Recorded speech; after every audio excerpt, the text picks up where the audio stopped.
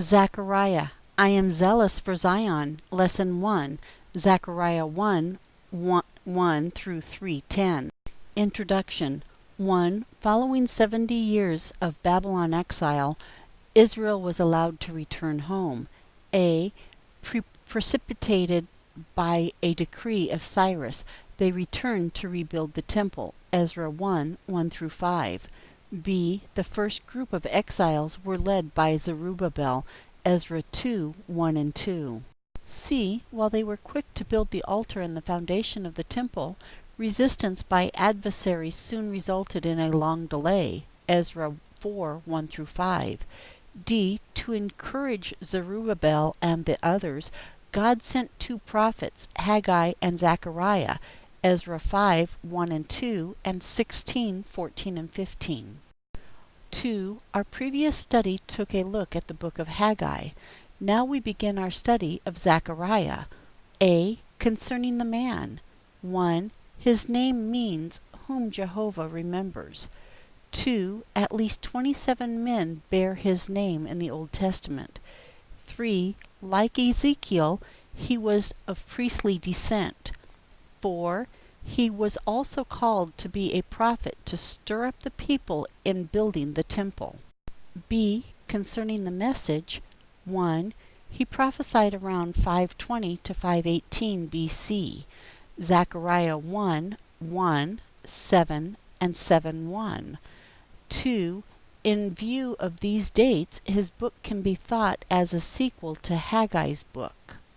3. His book is the longest and most obscure of the minor prophets. A. Considered by some as the most difficult in the Old Testament. B. Apocalyptic in nature, filled with symbolic visions like Ezekiel and Daniel. 3. Very messianic in nature, comparative to Isaiah. D. Should certainly be approached with humility. 4. The basic message and theme seems clear enough. I am zealous for Zion. Zechariah 1:14. As we read through the book, we must keep in mind that the primary purpose of Zechariah's preaching was to encourage the people in the building of the temple. This will be especially helpful later on when we get into the visions of Zechariah. A call to repentance. A. Zechariah's first message. 1. Dated in the 8th month of the second year of Darius, 520 BC, Zechariah 1:1. 2. This places his prophecy between Haggai's second and third prophecies, Haggai 2:1 and 10. 3. Comparing this prophecy with Haggai's third suggests that while the temple was being rebuilt, some repentance was still necessary. See Haggai 2:14. B. Key thoughts in this call to repentance. 1. The Lord has been angry with their fathers. Babylonian captivity. Zechariah 1:2. 2. The people need to return to the Lord to gain his favor. Zechariah 1:3, and also see James 4:8. 3. Don't be like their fathers who ignored the prophets. Zechariah 1:4 and 2 Chronicles 36:15 through 18. 4. Learn from their fathers who learned things the hard way. Zechariah 1:5 and 6. The first message is certainly clear enough and seems to complement Haggai's third message.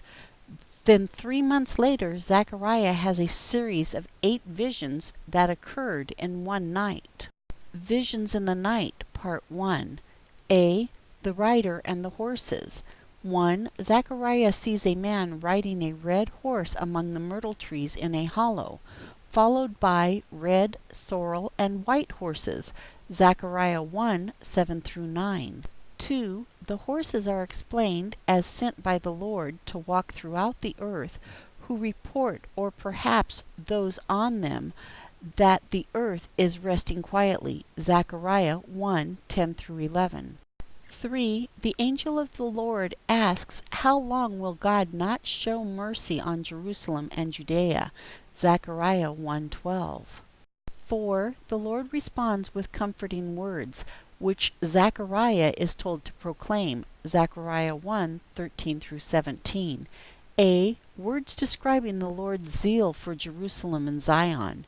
B. Words conveying God's anger at the nations. 5. So while the nations may appear at ease, their judgment is forthcoming, and God will show mercy to Jerusalem. The purpose of this vision and the one to follow appear to confirm the promise made to Zerubbabel by Haggai, Haggai 2:20 and 22. B. The 4 horns and 4 craftsmen. 1. Zechariah sees 4 horns that are identified as that which scattered Judea, Israel, and Jerusalem, Zechariah 1:18 and 19. 2. He is then shown 4 craftsmen who will cast out the horns, nations that scattered Judea, Zechariah 1:20 and 21. This vision appears to confirm the promise made in the first vision, both visions designed to comfort the people who were building the temple.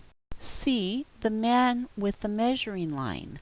1. This vision appears to develop further the thought expressed in Zechariah 1:16c.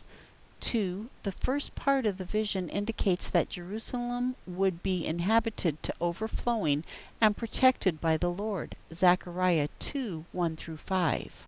3. The second part calls for the dispersed Jews to return, Zechariah 2:6 through 9. A. To flee from Babylon. B. For the Lord is against such nations.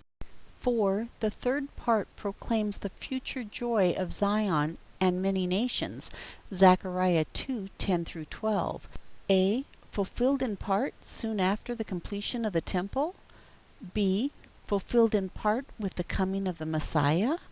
5. Finally a call to be silent, for God is aroused, about to act, Zechariah 2:13. This vision also appears designed to encourage the building of the temple. D. Joshua the high priest.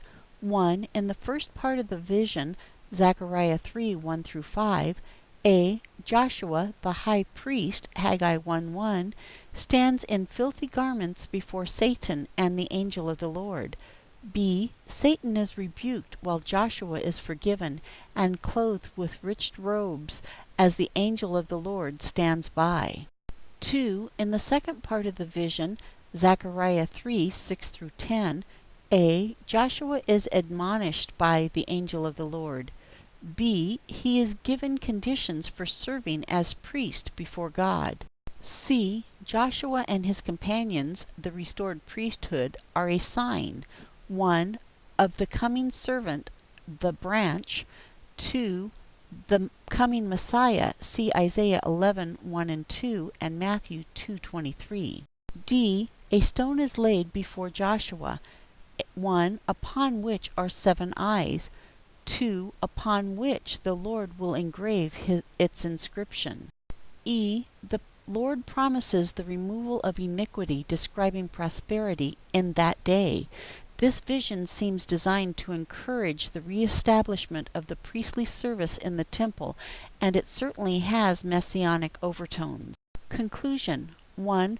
Remember that the context of these visions is the work of Zechariah and Haggai, who were sent to stir up the people to complete the building of the temple. A. Exhortating them through messages calling the people to repentance. B. Encouraging them by proclaiming the visions the Lord had revealed. 2. This is not to discount the fact that their messages and visions often had messianic connotations. A. As so much of what happened in the Old Testament was a type of what was to come. B. And even these prophecies of Zechariah often appeared to have a double fulfillment. 1. A fulfillment pertaining to the people of that day. 2. A fulfillment that was realized with the coming Messiah, Jesus, Zechariah 3:8b. 3. But we must be careful in seeking to understand these visions.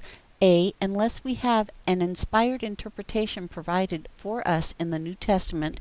B. We should use caution and humility in interpreting them outside of their context. This ends our study of Zechariah.